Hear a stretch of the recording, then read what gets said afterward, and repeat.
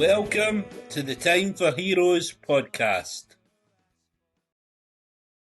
You're listening to the Time for Heroes podcast. David, thank you very much for coming on. What pleasure to speak to you. I only heard your music 2 weeks ago. I'll give the guy a shout out. It's Graham Booth at Radio West Fife, I think it is. I might have butchered that.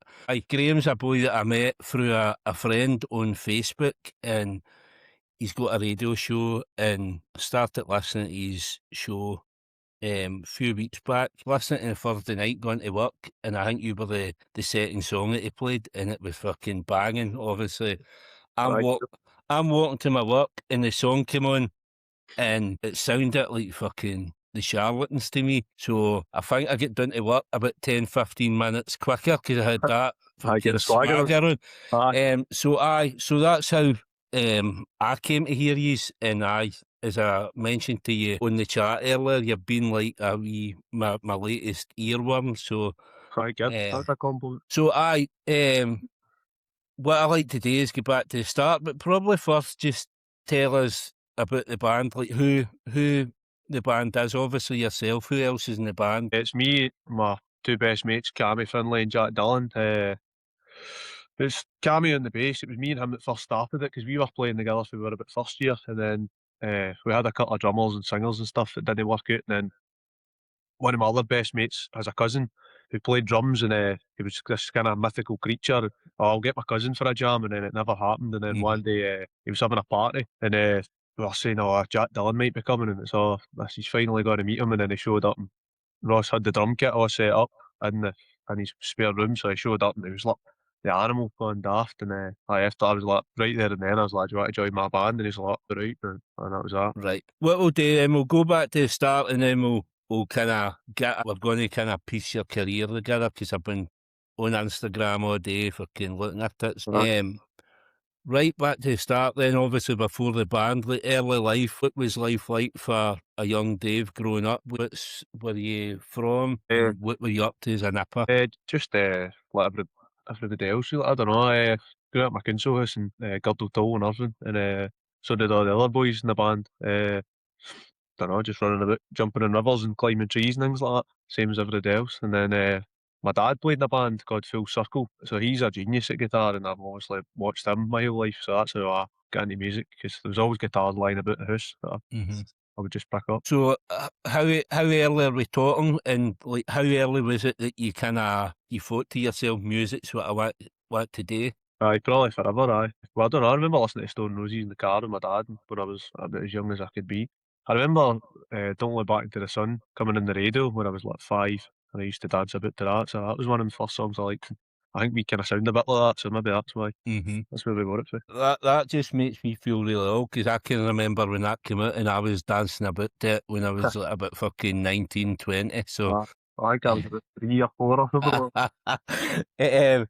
So obviously your pals, you met them at school and all that. Was there any other musical projects before the band, or was it just, is this the first thing? No, well, the thing was, there was a band in Irvine called Ocean Views that didn't have a bass player, and I joined when I was 16, and they were all at 20.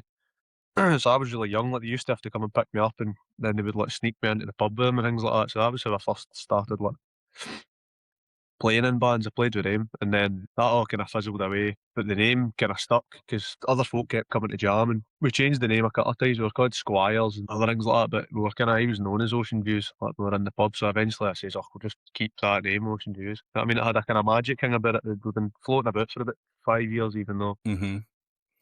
And in Ayrshire, obviously coming from Irvine, and looking at your gigs, you played all sorts of places, a lot of different places in Ayrshire, all the different towns. So what's the Ayrshire music scene like? Obviously, I've had a couple of bands on. I've had the Local Authority.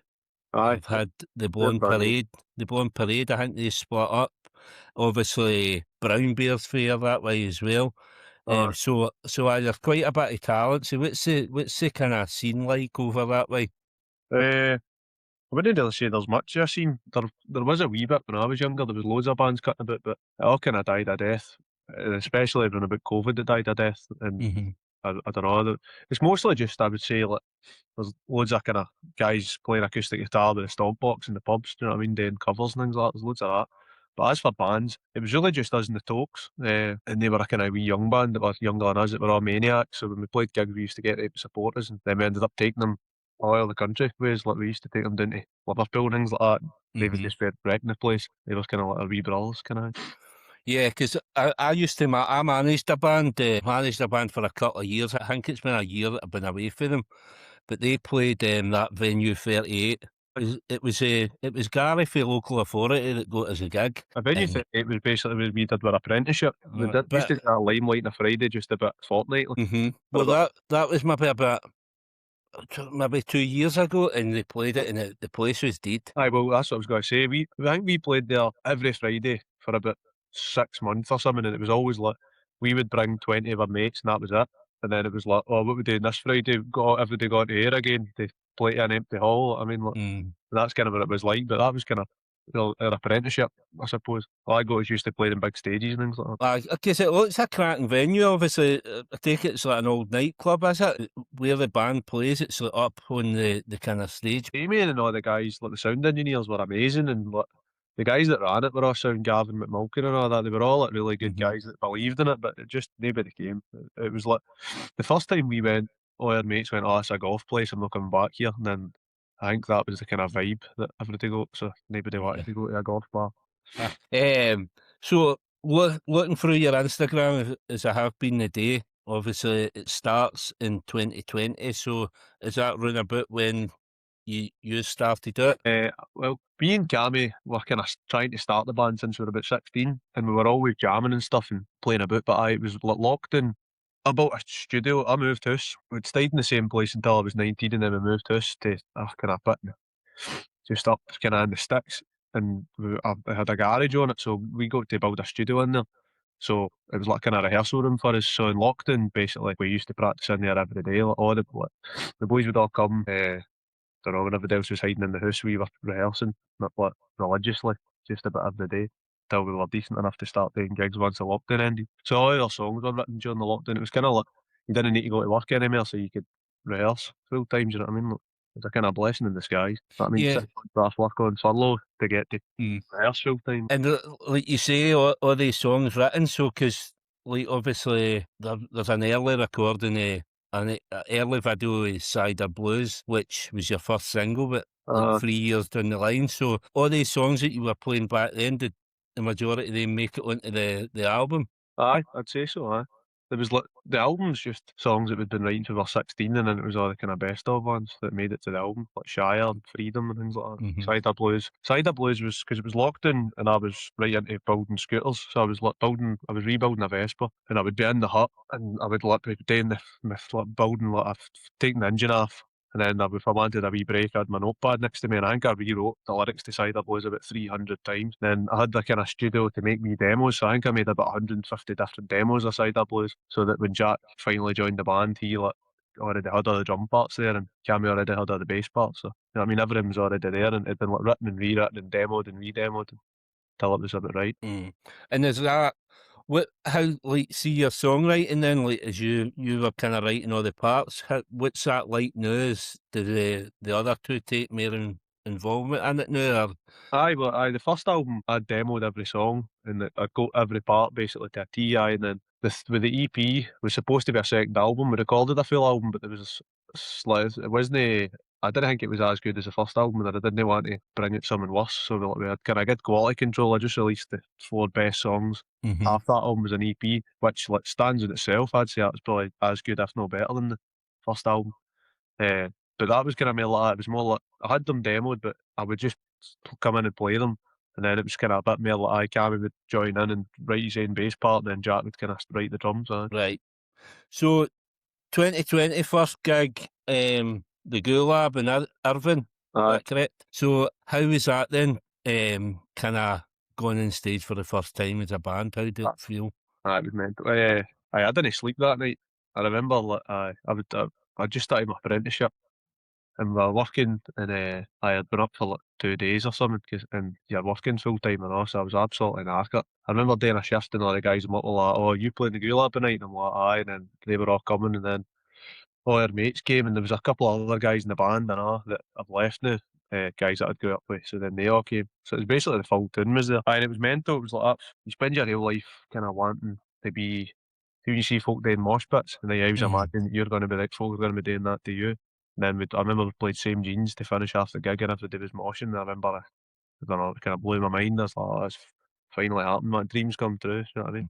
The following year, 2021, looking at your gigs, you done the Keg in Paisley, Bolton Inn and Kilwinning, Ayrshire and Kilmarnock, New 38 and Ayers. Kind of still round about your local area. Obviously, the one, the Keg in Paisley, one of your early gigs, and looking through your career then, you've been back every year at that for their food and drink festival. Uh, So how how how important do you think that is to kind of make the connections? Because obviously you've made that connection it's stuck with you right through your career so far. that's the only thing that matters. See, like sometimes we do gigs and folk will be like, "Oh, I can't be bothered doing that," and I'll be like, "Aye, but every time we do a gig, we always meet somebody." You know what I mean? And it always matters. Like every time you do a gig, you'll meet somebody, and there'll be some opportunity that'll come through that. I Mhm. mean, it doesn't matter if there's three folk at the gig. Like we played in Whistle Binkies, and nobody really was watching us or anything, but the sound guy liked us, and then he had a studio in Edinburgh, and that's how we recorded our second album. That's how we recorded the Albion EP.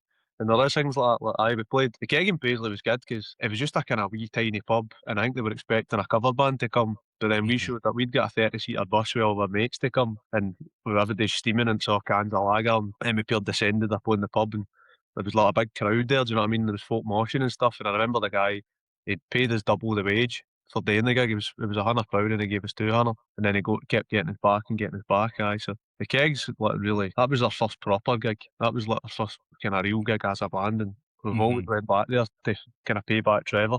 And Trevor's brand new because he ran the Keg and got us all those kind of early gigs, and then he also done the Food and Drink Festival, which was like a kind of when we started going to a bigger stage. You know what I mean? Getting to play to like Mhm. hundreds of folk instead of just maybe 80 folk. And also we won the tournament trail. We got to play at Belladrum, and we were backstage getting ready to go, and Trevor was there working, which I thought was like a mad coincidence. Like he volunteered to work there. So there was the guy that was there at our first gig, like kind of ushering his own stage to play at Belladrum, which was 22 was your first gig, January, and Sleazy's in Glasgow. What was that like then going in, like your first gig in Glasgow? How does that feel? 'Cause Glasgow's where it's at for me. That's where I go to all my gigs. the Nice and Sleazy was brilliant because I remember we were supporting a band, and the band on the floor were quite crap. They were quite quiet, and I remember we went on and I just turned my amplifier up like twice as loud as them, and then we just played twice as fast as them, and I think we kind of blew everybody away. But I remember there was a couple of Chester guys like in the kind of in the front seats, and as soon as we played the first chord of the first song, Side of Blues, it was like dang, and I remember they all jumped up out their seats. They were like yes, and then after the gig, like we basically kidnapped them all because we'd showed up in a bus again, big team of other mates, like 20s or something, and I was like, "Do you want to come back to Ayrshire?" And they're like, "Hey, these boys are wanting us to go back to Ayrshire, eh? You want to jump on the bus, eh?" And they were like, and then they ended up jumping on me, and like left like four of their mates behind, and we brought them back to my studio, and like we had a mad gaff until about 7 in the morning with them, and yeah, they couldn't get home or anything, their phones were all dead. They had to sleep in my shed. Fucking opposite side of the country from where we're Uh, meant to be. uh, Um, aye, so for that then, I mean, it's mere gigs again this year. Obviously back to the Keg, you done broadcast in Glasgow, you done couple of festivals, you done Real Ale Festival in Ardrossan, Press Fest, and in October that year, you played in broadcast again with This Feeling. uh, I've not seen any other This Feeling shows on your kind of career, but how was the This Feeling? How did that uh, come about? well, I don't know. I wasn't impressed with this feeling, to be honest with you, because that was another case of it was a Halloween gig, so we had got dressed up and we'd got a 33-seater bus. So all our mates came and everybody's dressed up, and it was like Hunners's, and it was a big good vibe. Do you know what I mean? Like, it was like we were all buzzing, and the folk were drinking on the way up. So we arrived there, and like we went down the stairs, and it was just all our mates, and like the band that played before us took all their pals and went upstairs. The band that were playing after us took all their pals and went upstairs.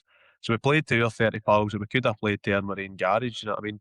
And then Mm. I think the guy played us he paid us like 40 quid or something, and then it was all jump in the bus and then go back game to Irvine. And I remember thinking, yous are just vampires. Like, we've put all this effort into put a bus on and come up here, play the blind at a gig, thinking that it's going to be a stepping stone or something like that. But what it was it was just a money making scheme. They're basically saying, bring all your mates to my basement and charge them money to watch you play, and then we'll not pay you. So after this feeling gig, we decided not to play Glasgow again. We just decided from now on, we're going to do the Gulab and local pubs where all our mates can come and see us for free. You know what I mean? And we'll get an even bigger crowd. Because I thought the Glasgow scene with the club scene and all that broadcast and that, so just vampires that are just wanting to take advantage of your pals, basically.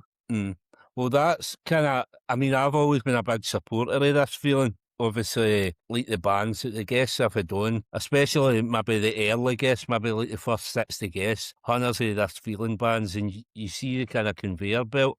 But recently, man, you're probably the third or fourth guy that's kind of had maybe a bad experience with them. So I think it's something, because when I managed the band, I was kind of like, right, this feeling, we need to get this feeling show. We thought that and all. We thought it was like some sort of big deal, but it's just they need to make money and all. Do you know what I mean? They're not trying to make superstars, they're trying to make money. So that's the vibe I'm getting now. It's no all it's cracked up to be. And you can do just as well out in your own, sorting your own gigs. I'd say 100%. The best So obviously you said that you weren't playing Glasgow again. That the following year, 2020, you done Harley's in Ayr, you done the Whistle Binkies gig, and you done a couple of gigs at the Waterside. In May, you released Cider Blues. That's your debut release. So obviously you've talked about like your debut gig. So how was it then, like the first time you release music out in the world? What does that feel like? Aye, magic, aye. It's scary because after we recorded it, the guy was sending us the mixes and I couldn't, I refused to listen to it, you know what I mean? Because I was too worried that I wasn't going to like it, do you know what I mean? It's that way, like, because you put all your hopes and dreams into what you think this thing's going to be and you've been working on it for so long. We ended up, the guy that mixed it didn't, I don't know, we didn't really get along with him because it was like, he was like charging his money to go to the studio and then we were like standing outside his studio phoning him and like pressing the buzzer and he was like in the studio with his mates bevying, you know what I mean? And then we would like, to finally let us in like 3 years later. We'd been standing out in the rain, you know what I mean? And then he's like, oh, hey man, yeah, sorry about that. And then it's like, then his pals are all hanging about there and like, I thought the guy was a bit of an idiot, but we finally finished recording it. And he mixed it, and then he didn't like the mix, and then he was like refusing to let us come back into the studio because he didn't like the mix. Like I was saying, oh, I don't want my studio to sound like that because of the mix. And I was like, oh, just give me the blood. So he was trying to like withhold the stems phase and things like that. Right. But I ended up see the bass player for the Shambolics, a guy called Scott Thompson. Well, he's a legend, so we ended up, because that was like one of my favourite bands, Shambolics, and I loved their mixes. So I reached out to him, and he had that mix inside the blues, and that was the one that the guy at the studio didn't like, but we just basically told him to fuck off, and we released it anyway. Because it was, you know what I mean, the guy's great at mixing. I think he's like really clean and neat, and I don't know, he was like their biggest ally in the early days. Like he was like their secret weapon, Scott Thompson. He was a legend. So how did you meet him? Did you contact him, or was that? He had a studio. I can't remember what it's called, and then the studio had shut down, but he was still doing mixes for him. So it just we sent him the stems up. They had a studio in Glasgow. Did they know at one point? The Shambolics, Eggman or something. Eggman, aye. So working with him, single comes out, and then July you done Belladrum and Butefest on the same day. So how was that? What one of them? My mate played the La Fontaines, Jamie. Jamie Keenan, the drummer, they played that. Was it no fucking? Was the weather no terrible as well? It was. That was amazing. That was like because we applied for a tournament trail competition, and then that was what got us the the Belladrum gig at the Garden stage. So we basically opened for like that stage, and it was like Dylan John Thomas was headlining it. So it was cool. We were in the same changing room as him, and it was on the the backstage and the sign. It was Ocean Views and Dylan John Thomas. So we thought that was class, like as if we were up there with him. Yeah. So we drove all the way to Inverness, Loch Ness the night before, and then we stayed at the campsite, and then we were way down to the loch, and we were just all drinking cans, smoking doobies, and playing guitars and harmonicas and all that down at the loch, and then went back to bed, woke up the next morning, drove to Belladrum, played the gig, and I'd lost my car keys, so we didn't know how we were going to get to Buttefest. And I'm like through the PA like halfway through the gig, by the way, I've lost my car keys. If anybody sees them, I'll come and see us. And then we went back to the car, and it turned out we'd sat them on top of the motor, so it was kind of no panic. Then drove 500 miles back all the way down to Weems Bay to get the ferry there, or whatever it is. And then all our mates were in Buttefest because they weren't going to come all the way up to Belgium, but they knew we were playing Buttefest, so they all got the ferry there. And then I like my mum and dad and all their family and all, it was hundreds of folk there. So that was brilliant. That was like the Buttefest. We played at 10 o'clock at night, so we were the one before the headline. And then, Right. so that was brilliant. There was like, I don't know, 1,000 folk in the tent or something. It was packed, and I remember it was just a buzzing. Like as soon as we played, like first song, second song, third song was amazing. And I remember like just telling everyone looking at Cammy while we were playing, like, and like fucking hell, man, like place is bouncing and everybody's getting right into it. Then You must have felt like proper rock stars then, aye, that was travelling all the way down there, and then you get this big, massive crowd ready for you. it was brilliant. And then after it, there was hundreds of bands from like Liverpool and stuff there, and all sorts of bands. And we all went back to the band tent, and it was like teaming a range, so everybody's hiding in here. And we had like acoustic guitars, and we're all singing the Laz and Cast and things like that until about 5 o'clock the next morning. And we ended up keeping in contact with all the bands, and like, ended up being really good mates with them. So we've been up and down to Liverpool, Cheshire, they're from Winsford. Yeah, I've seen that. They've been coming up and down with us. Like, we ended up being really good. But Scal, they're called. They were called Riverstone at the time, but now their name and they're called Scal. Well, That's their name. because that comes up next then. So obviously after this, as I say, you says you wouldn't play Glasgow again. Your next gig in Glasgow, King Tut's. So you done King Tut's, then you done Tenement Trail, and then that's when you, after that, you went down to Cheshire and played with Scal. So before we delve into Scal, what was it like playing Tuts? Because I mind when I get the band, we played Sleazy's, and we get, I think that weekend we came out of Sleazy's, and then that weekend we were meant to begin to record their first single, and it was in one of the colleges in Glasgow or something, because the bass player's lecturer was going to let them use it. Was that Seven West or something? Can't mind what it was, but it was the Scottish Cup final weekend, right? And we got a message through saying the lecturers were going on strike and the recording was cancelled. We couldn't get in. And we were fucking gutted because we just played Sleazy's. We were going to record this single and everybody was in a downer. And I was like, listen, guys, something will come up. And the next day we get the email through offering us King Tut's. So it's sometimes just the way things work out. You take it down, and then there's a high coming right after it. So I think, see, you'll never play a good gig when something bad's happened before that. Sometimes you've played gigs and it's like, I don't know, I'll smash a back window mirror in my car or something like that by accident, and then like, everybody's gutted and raging, or something like that will happen, like losing your car keys.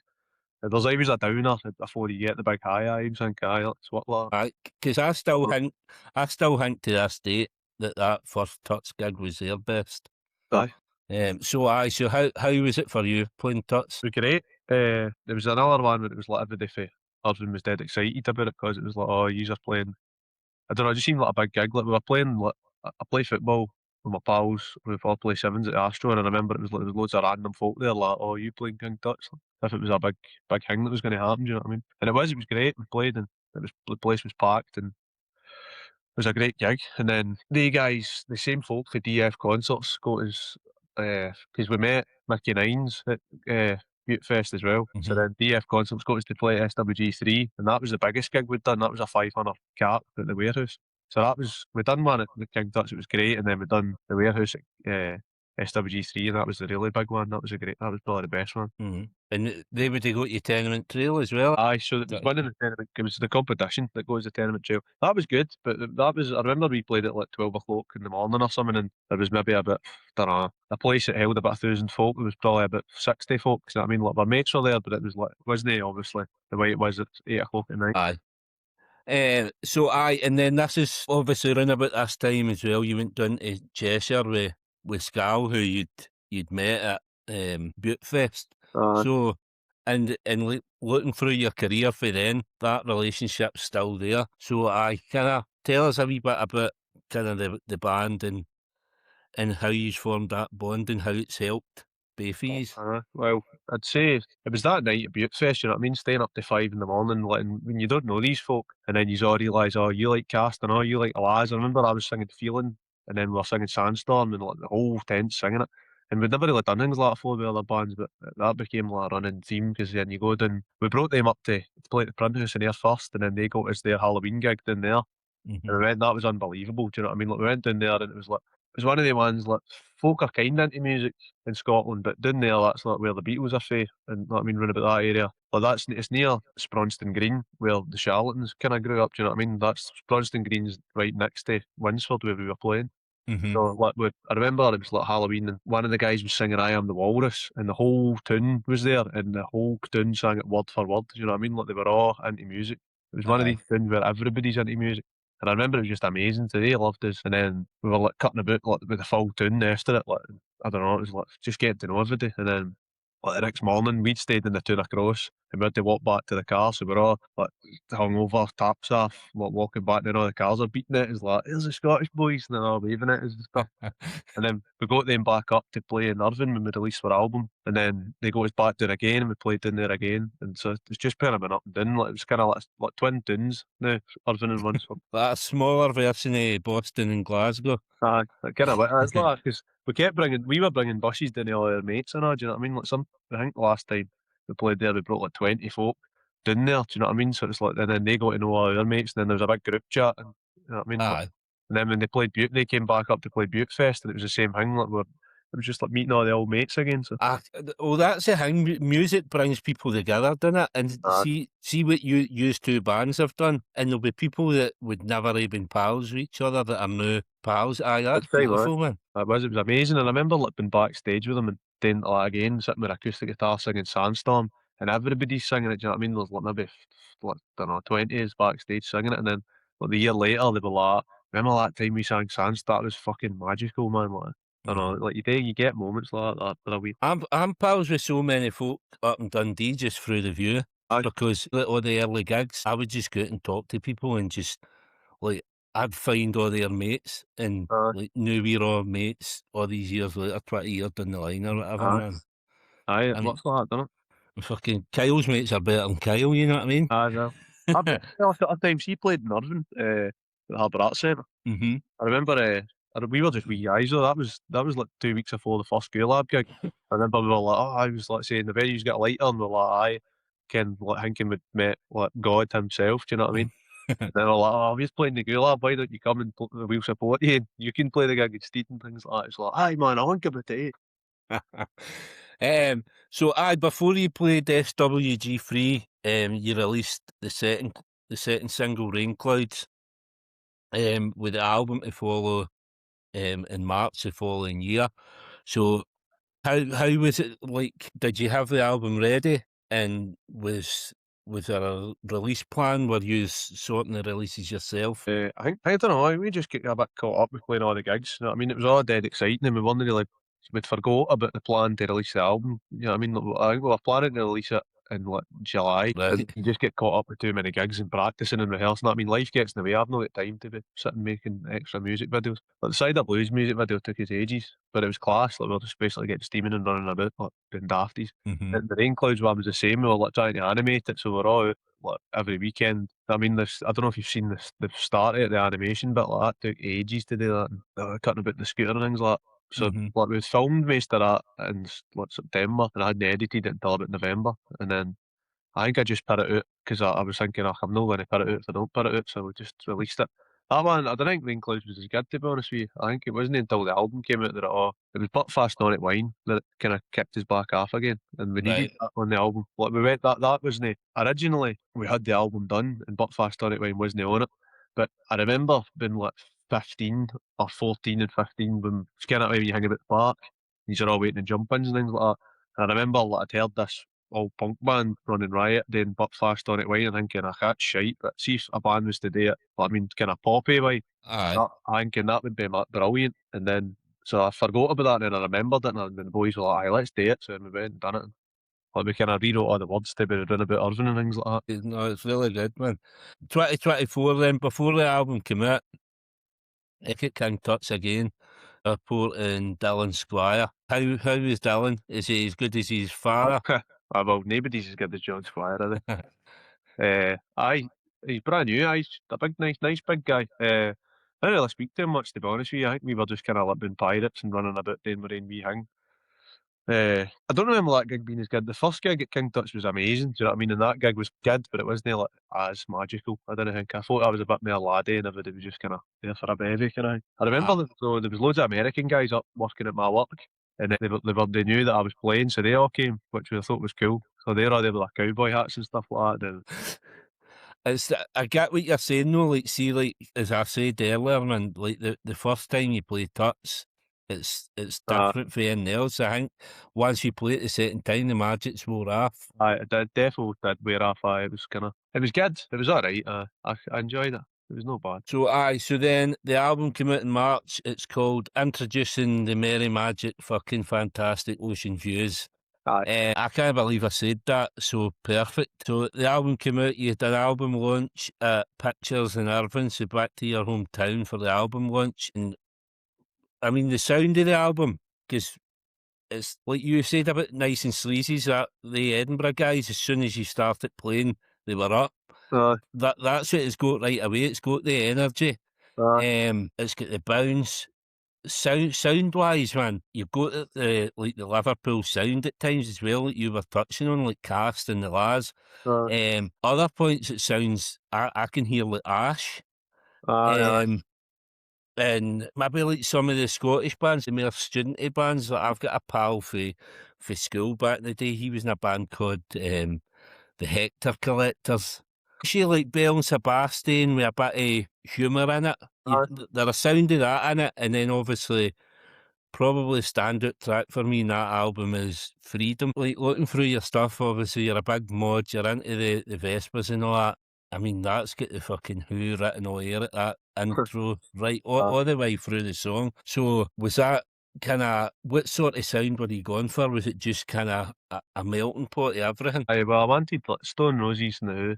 Aye, that was basically it. I wanted the Stone Roses, the Who, and the View Mm. into one band, and then and I was also into Cast and the Lads, so I just a mix of them. Aye. I was Aye, a lot of it's ripping off my father right enough. His guitar playing. Do you know what I mean? Like, he right. likes to do a ding, dealing, dealing, that kind of thing. Like, that kind of sounds like almost like bagpipes or something. Do you know what I mean? It's kind of like country dancing almost, like rock and roll.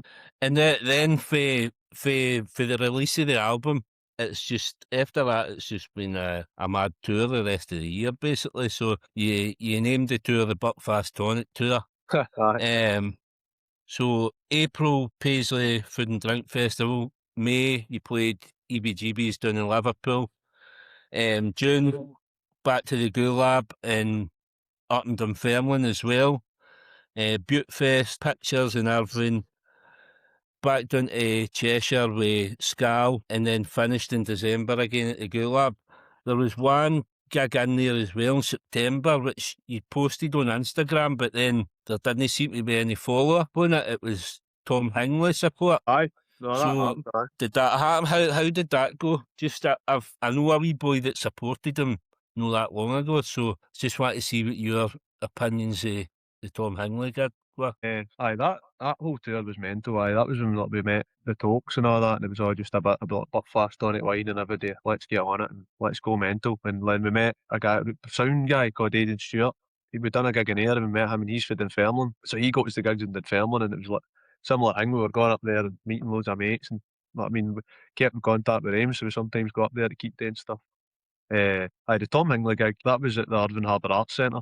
And that was cool because I was right into the lads and all the kind of weird acousticy stuff, and I was starting to write weird acoustic songs, and we've never released them. But that gig we did, because Tom Hingley was playing stripped back, we played with just two acoustic guitars and a stripped back kit, so it was just a kick drum and a snare, and we were doing really lazy stuff.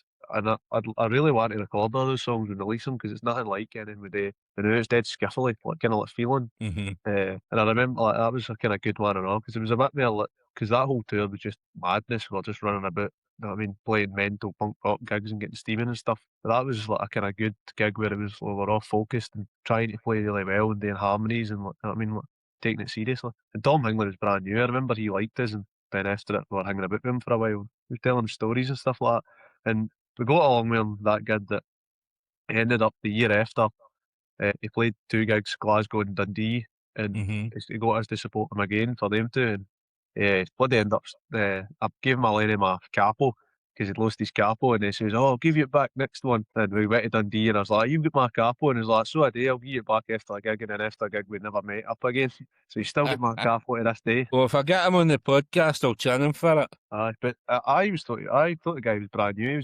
He was always hanging about with us after it and before it. We were sitting having a good. He's got loads of funny stories. And see, when we first found out we were doing the gig, I went and bought his book, and so I'd read that before I'd actually met the guy, which I thought was quite cool.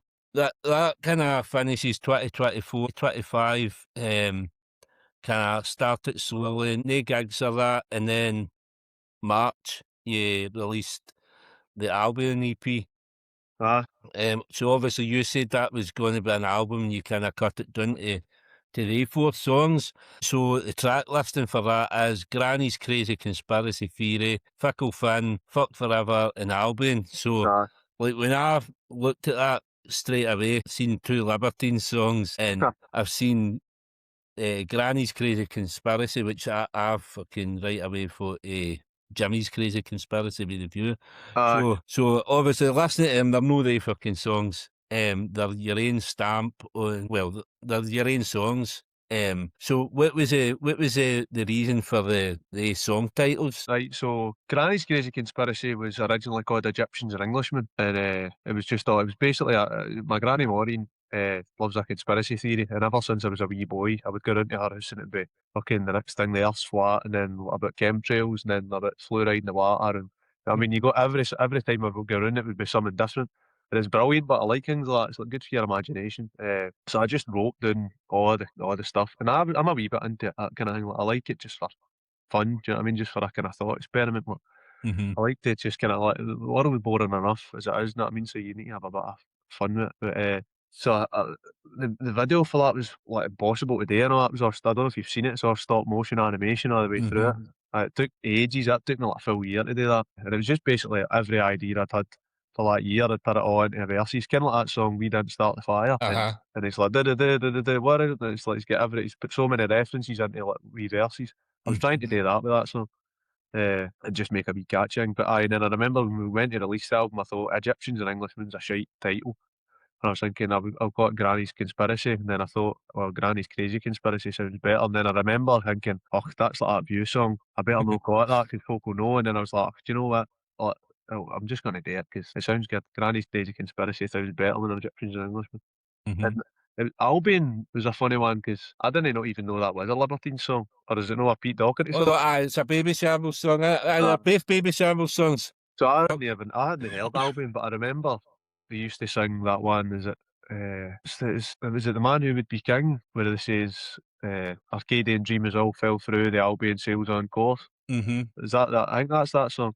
I Uh-huh. remember thinking that was an amazing lyric, and I remember thinking, I don't know, just it's just good imagery in it. Like it's a kind of like imagining a world that used to exist, and folk were building big ships out of oak and sailing across the world and adventuring. And you know what I mean? Mm. Like, I don't know, I just thought it was quite cool. The Albion's obviously got that mod connection as well with the hotel down in Brighton. Because Uh, whenever I'm down in Brighton, I always fucking make a point to go in there. I love all the mod stuff down there. uh, Fuck Forever was like, I remember it was just kind of, I'd had the idea for a song title, and I think I'd been like 17 and thought that maybe nobody knew that song apart from me, and I thought, I'm going to do that, and then I think I actually remember writing the riff first, and then sitting in my room and and I thought, right, I'm going to write a pop song here, and like just the whole thing was just me trying to write a pop, like construct Lego brick pop song, you know what I mean? So I think it seems a bit like when you're listening to it, and then Fickle Finn's Cammy's song. He just came out of the studio one day and he was like, I've got a song, Fickle Finn. So he sings it. And that was always my favourite bit live because I'd be like, "Ah, right, I'm taking a break now. Cammy's going to sing." And he's like, "Stop fucking saying that." And I looked at him and they're playing it. And then like, I think we'd came in and showed us it. And then I was jamming with him. And then I just came up with a riff like 20 seconds after they'd showed me the song. And then that was it. Brilliant. Gig wise then for the rest of the year, April Paisley Food and Drink Festival again. June you played Dunfermline, you played Classic Grand in Glasgow. Then you done Doon the Water Festival in Dunoon That was amazing. Aye, that was a brilliant weekend. and Metro and Saltcoats, and then finished the year in Dunfermline as well. Says something about a live album, so I've no found a live album anywhere. What was the story with that? We done a gig in Dunfermline. It was a kind of, see what I was saying about when we met Aidan, and we done a couple of gigs up there, met loads of mates and stuff, and then they were doing some mad festival. It was like an illegal festival they run in a field where they just get petrol generators and build their own Right. stages and stuff and get folk to play. But we So, went and it was like maybe about 20 folk there or something, but it was good. And right. then it was the guy there, the sound engineer guy there was like steaming and he like just drinking bucky and stuff. Like, we had to do the sound for him and all that. And then he was like, I want to record a live album, I want you to do it. And I was like, aye, all right. So we went and done it, but it was all a bit mental. Like, we'd done that thing with the bus and everybody's steaming and the guys that were running it were steaming, and then like they didn't record it properly, and then I had to re-record my guitar at home and send Right. it to them. But it was Right. only released on cassette tape, Right. and I've got loads of cassette tapes, and I think it is out. It's on Bandcamp or something, but it doesn't sound good. It's no like see the clips for it. See the phone recordings, they all sound better than actually like the DI of the mic and the guitar, because Mm-hmm. the DI of the mic and the guitar, like, the drums don't sound like cat. It sounds like, do you know what I mean? Like Mm-hmm. it's no, I don't know. I don't think folk do live recordings properly anymore. Like I, you need to do maceless room mics if you're gonna do it. I mean, I don't really like a live album, to be honest. Like, obviously, big into Richard Ashcroft, but that live album he brought out, it's doesn't it? I like to hear like a recording, like the actual recording, Uh, or go and see it live. Go to be live. Live at Leeds is about the only good Mm. live album ever. You know what I mean? Made, I'd say. And obviously, up in Dunfermline, that was the boys at Fanga Records. Then was it they boys? Aye, it wasn't really. Aye, Because I had one of them. I had one of them on a few years back as well. aye, Craig Burrell for Burrell and aye, Biscuit, Barrel I and think they're Biscuit. called. Aye, Um, but if he was in to do with a fucking sound engineer, he's fucking aye. It was all just, they he were all likes a maniacs. baby, man. They're all just crazy maniacs. They were all about steaming and fucking full of it. Aye, because I met them, went to see the Paddingtons Aye, in Glasgow, and Burrell and Biscuit, I think they support it, and Dove support it. And that's how I met, that's how I got into them. And that night, the two twins were there as well. I don't know if you know Runtown. them. Aye, Ah, aye, they're fuck. maniacs. They two are fucking wild as fuck. And they were like coming up and trying to, like Aiden was playing a forest and they were coming up and trying to play drums while he's playing, and then Aiden fucking flung his guitar off and he's trying to fight them on stage and all that. And like, aye, it was maniacs. Totally fucking In fact, wild, well, man. that's why we called it the Battle of Dunfermline, because we were halfway through the gig and a riot started, and because we'd brought up a bus full of your mates, and then I think somebody was trying to get a bit my missus, and then they've jumped in and hit the guy, and then fucking ended up a big riot. The police are outside and all that, and folk are getting lifted, and we had to stop the gig, and we're running outside and all that. It was mental, and that was kind of ruined it. Like I don't like doing things like that. Well, no, I'm sick of being like just all lads, lads, lads. You want to actually do proper Uh, quality stuff, like concentrate. Totally, man, totally. So, and that leads us into this year. So we're halfway through the year. Started out, the first gig that I can see was Paisley Food and Drink Festival. Aye, Then you released Fire of Life, the single. You released that in May. You've played a couple of festivals. You played Sound in the Light Festival. Then you released the album. You played Audio in Glasgow, and then you played the Sounds Beautiful festivals. Second album under your belts. This is obviously where I come in. Open Your Mind is the song that I heard. I says sounds heavy. Charlatans, man. Love it, man. I played it about fucking 6 or 7 times a day. So how the second album come about? How does it feel to have 2 albums out so quickly? Like in 6 years, man. Some bands wouldn't release an album in that for 6 years. No, the Pirate Song was one of the first songs I wrote. Buttercup Meadow we wrote. That was one of the first ones. Take My Hand was one of the first songs I ever wrote as well. So a lot of it's like stuff that's been floating about, but I just never recorded it because I wanted all the poppy stuff at first, and that's all the more kind of psychedelic stuff. Do you know what I mean? Like I wanted that, like in my head, Albion and Fuck Forever and all have a more poppy, and I thought they were going to like, take off a lot more. So, but then now we're in this album, and it was like, well, we've kind of realised we're not going to be Oasis, but we just want to actually like Should be. make quality music. Do you know what I mean? So Mhm. we've done that album. We also discovered there was a guy in Ayrshire just down the road phase that recorded Jason Stewart, and he's amazing. No, Jason Shaw, sorry, Jason Shaw for Fuzzface Studios. And he's a legend. Like he's brilliant and like so we're recording that album and he's like getting us to do things like backwards guitars and giving me like all different guitars, Nashville guitars and so we got loads of different cool sounds and tones that we didn't get in the other albums. So I think it's a lot more detailed, this album. There's a Mm, lot of cool stuff, there's a lot of weird psychedelic stuff. Like the middle bit of Maritime Magic, we've got backwards guitars and tambourines and all the kind of who noise like hmm. you know what I mean? We've got a lot of kind of more psychedelic stuff with this album. Well, that Take My Hand as well. Listening to that, that's got a wee bit of the Laz on it as well. I thought, man, that's Aye. sounding mega as well. So what's kind of the reception been like for that? Obviously, it's only been out about a month. So how's that been? Aye, well, we're kind of murder for I don't know, like organising ourselves and stuff. Like I think we're good we're great live and we're good at like, writing songs and playing music, but we're no good at promoting ourselves or doing any of that stuff. So we'd agreed that we were gonna in the run up to the album we were gonna do a reel every week of a different song. But Hmm. then we just ended up no doing that. I think I'd just bought a new house. So I'd moved into my first house with my missus. And one of the bass player Cammy had broke his foot and things like that, and Jack was going through. So it ended up we had these gigs coming up, and like it took me ages to like get to the point where we're doing a festival tour, and then we hadn't even rehearsed for it, or we hadn't even met up for about like 3 months. And then I was like, right, are we cancelling these gigs or are we playing it? And then it was like, right, we'll just so that kind of gave him a kick up the arse, and then we did it. And then we were on the drive down, and Cammy's like, "Aye, our album came out yesterday," and I'm like, "What? I meant to cancel that." Because I just had that much stuff on. I'm trying to like plaster the house and like fucking like rip wallpaper down in my grandpa's painting and stuff like that. So he had all that going on, and then I'd meant to cancel the album, but I'd left my laptop in the house in my mum and dad's house, and I didn't have it here.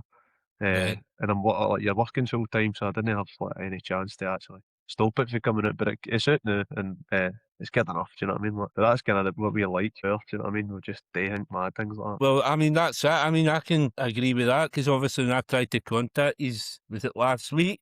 that. And it turns out it was your mum I was texting with it because. Aye, do you know what I mean? So apologies to your mum, but I found you eventually. It's all worked out in the end. So that album's out next week, Friday, as you play my cools. That was a cool one. That was see the guys from Brogale. Mm-hmm. When we released the But Fast on the Wine video, he reached out to us and messaged us saying that he runs the gigs at McCool's for Vicar Street Social and he said he wanted to get his own to play. And then there was a pure firestorm with the fucking punks from Belfast that thought we'd ripped it off and I was like, no, I'd actually emailed Running Riot for it and like I says, do you mind if we record this song? And the guy's like, aye, no bother. And then I was like, right, sound. And then we like got the cover rights and all that, and I put it down as a cover song. And we'd released it, but because I hadn't put in the song title, no, I mean, I'd put it on YouTube as Ocean Views official music video, but Fast on It Wine. And they'd all Mm-hmm. went daft, trying to say we'd ripped it off, and we were trying to no give them credit and all that. I'm like, listen, fucking emailed the band, you know what I mean? And then the singer for the band, like the guy we'd emailed, hadn't tell the singer, so the singer's then going, well, I've not been told. I'm like, well, and then I sent him the screenshot, and I'm like, look, I fucking went on your website and like emailed the link that was there, and he was like, oh well, that was only one member of the band you asked. You didn't ask the rest of the band. I was like, oh, fuck off. So after that, like, we'd get a big like campaign of hate against us because they thought folk thought we were ripping off Running Riot. We won it, but I don't know. It was funny. So like, I thought because of all that they weren't going to get us on the gig anymore. But Right. he texted me last week saying, "Do you want to do it?" And I was like, "Aye, all right, cool." So it's like it's good to get back to Glasgow for like playing for somebody that isn't a vampire because he's a good band. And the missus is right into them, and so is all her family. So I reckon that'll be quite busy. McKill's a good venue as well. Uh, Cracking venue. So after that, then, what's the kind of the rest of the year looking like for you? Obviously, if you've got any plans, I mean, you've alluded that you don't really like. You are quite disorganised at the minute. uh, What you looking at? Anything uh, to come up? no, well, I've been recording. We've got like 3 albums recorded on cassette tape in my garage. So we've got loads and loads of tunes, but it's just like how much money can you spend going and recording albums? You know what I mean? Like, you can only afford to do like, one a year if you're doing that. And like, the boys are getting married this year and stuff. So I don't know. Funds are looking tight. And we're not getting any younger. So I don't know. We'll see. Yeah. I don't know how much longer we'll be doing this for, but We got loads of good gigs for. See when we done that Standing a Light, so that's all kind of like freedom festivals. And they're all mad conspiracy folk, and they kind of liked us. And it's funny because I like we know, but we want to be like Gary Anderson gets us loads of good mod gigs, so we've been mods for a while. And then the conspiracy theory folk like that Granny's conspiracy song, and then they were Flower of Life. So like, now they're putting it as the like, main song of the festival and all the Right. trailers and stuff. So they were getting pulled in all different directions, and I don't think any of us know what we are, but we're just happy to play anywhere. Do you know what I mean? We're no in it. Did you take your granny Maureen done with you? For No, but she was buzzing me. But I need to take her down the next time. but we played Standing a Light and they liked us that much that they got us back down to like 3 other gigs. So they want us to play Chester in the end of next month and go back next year for another gig. So there's loads of stuff like that just keeps coming. Do you know what I mean? Like as soon as I think it's by me, folk just messages and want us to do stuff, and then that's kind of just kept us together for so long. It's like, well, we've still got this to do next month or this to do next month. But I've been writing loads of good songs, and I want to get them recorded. Do you know what I mean? Like we've recorded this. We've wrote a song, One Man Union, that's probably the best song we've ever wrote. And we've been playing that live, and it's been really, really good. And I'd like to go and record that, so we're talking about recording that in September. So we'll see what happens with that. Well, fingers crossed. I'd like to come and see you this year. I would. He came to McCool's next week, but I'm away down to England as of tomorrow. So, What you up to? You away on holiday? I'm away down to the in-laws, but while I'm down there, I'm going to see the Cribs. Uh, They're playing a big gig in London, so I'm going to see them.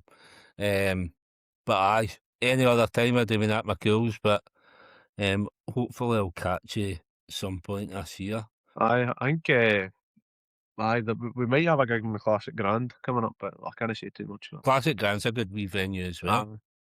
Uh, That's about it. Obviously, I'll try and get this episode out before the McCool's gig. So if I do, there'll be a link for people if I want tickets. But that's about it. Other than the last part of the podcast, obviously being called Time for Heroes. I asked my guests to pick 4 heroes to come for dinner. Why are they your heroes and what are you cooking for them? They can be any walk of life. They can be musicians, sports people, family, whoever you want. They can be dead or alive, but whoever you class as a hero. Lee Mavers is the first one. Mhm. Singer for the Last, because he's a mystic genius and I want to know his secrets. John Power is the second one because he was a bass player in the Laz and he went on to make Cast, which is one of my favourite bands ever. Mhm. And then probably I'd say John Lennon because why not? Well, exactly. And then who else?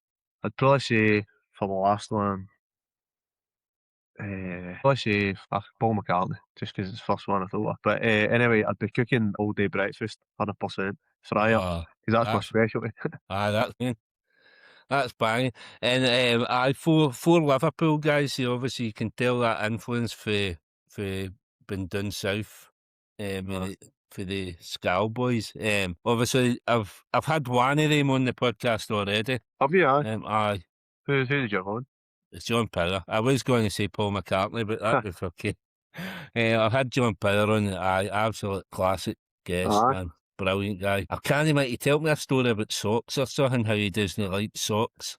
I need to go back and fucking listen to it. Well, I'm going to listen to that tonight. That's Aye. my homework for the night. Aye. So a lot of my early episodes were audio only. So it's only this year that I started the video wise. So I think John Powers are just an audio one. But Aye. brilliant guest, absolute brilliant guest. Aye, magic. Aye, I'll be listening to that tonight. Aye, and I'm well impressed with that fry up as well, man. That's fucking you can't beat that, and you can't fuck that up either. Aye, that's my favourite, man. That's the best. Aye. But In fact, I'd change one into Robbie Burns actually. That would be a great dinner guest. We'll have Robbie Burns as well. Aye. Aye, good Ayrshire connection there as well. Aye. Aye. It's been an absolute pleasure. As I say, if this is out in time, the Ocean Views are playing McCool's in Glasgow. Is it Friday, 17th of July? Aye, Friday 17th, aye. That's Friday, 17th of July. I'll try and get this out. It might be out on the Wednesday or something, so we'll have a couple of days if we want to get tickets. Aye, no worries, cheers. But all the best with whatever else is coming up. And as I say, hope to see you at some point later this year at a gig. Aye, definitely, mate. Aye, good to see you. But perfect. Absolute pleasure having you on, David. You too, mate. Aye, thanks for having us. Anytime. Thank you. Right, cheers. Cheers. Thanks again for listening to the podcast. If you'd like to get in touch, please contact me on the email timeforheroespod@gmail.com, or you can get me on Instagram at timeforheroespodcast. Thanks very much. We'll be back soon with another episode.